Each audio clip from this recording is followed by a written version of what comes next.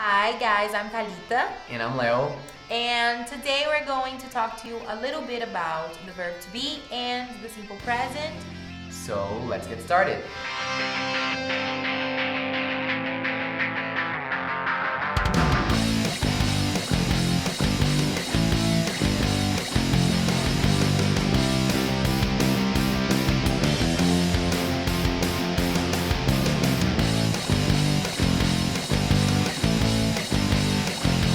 The verb to be is, in Portuguese, the verb ser ou estar, okay? So when you use the verb to be, that's what you will be using it for. For example, if I say Leo is happy, Leo está feliz, okay? Leo is happy, I have my subject, my verb to be is, and the complement of the sentence. Remember that the verb to be is always self-sufficient. He is a superhero, so he doesn't need help. So for example, if I want to say that Leo is not happy, Leo não está feliz, all I have to do is add not to the sentence. Now, I want to know if Leo is happy. Será que o Leo tá feliz? Is Leo happy? When I do that, I just put my verb to be in front of the sentence and I use my subject and then the complement of the sentence. So, is Leo happy? Also, if you have a singular sentence, you use is. If you have a plural sentence, you use are. However, not always are you going to use are only for plural sentences because English is a little different than Portuguese. You is used for singular and plural. So when you talk about that, you're going to be using are. Also remember that you will be using contractions. You can link the verb to be, is, or are to the negation. In this case, isn't or aren't. Also, you can link the subject to the verb to be as well. So making that, for example, she is linked becomes she's. And I think that's it for the verb to be. Simple present time. So now we're going to talk a little bit about the simple present, which is another basic structure that we use in English. So one of them, the first one, is the affirmative.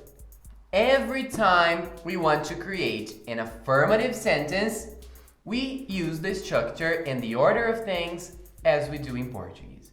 For example, if I want to say that Leo caminha, estuda, canta, dança, whatever Leo's habits are, I will use the same order. Leo caminha no Igapó todo sábado. How do I say that? Leo caminha, walks around Igapó every Saturday. So very simple. And the same thing happens for other people. I can say that we walk together, that nobody walks, that my dog walks with me. So it doesn't matter who you're talking about, não importa quem, the order is always the same. Then we have the negative part and the negative sentences. So if I want to create a negative sentence, I have to use the help of the auxiliary. All my action verbs are lazy. So if I talk about walk, if I talk about sing, if I talk about study, work, whatever it is, I need the help of the auxiliary. What are the auxiliaries? Do and does. And what is the difference? It depends on who I'm talking about. Exactly. He, she, it, third person, I use Does. Thank you. And if you're gonna use I, you, they, and we, you need to use do.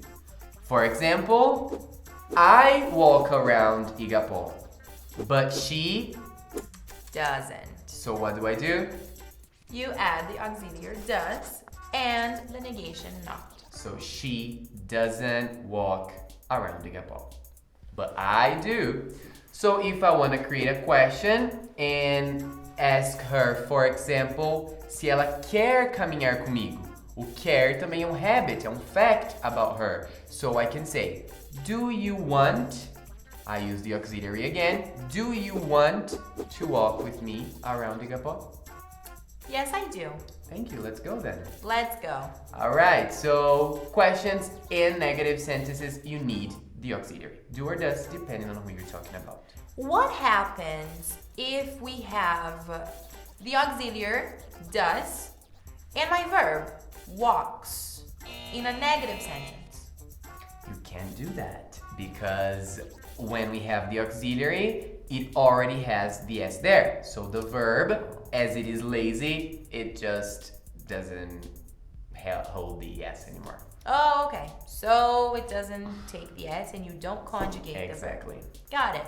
And that's it for today. So if you have questions, write it down below and we'll see you next video. We hope we could clear things up for you. Bye. Bye, see you.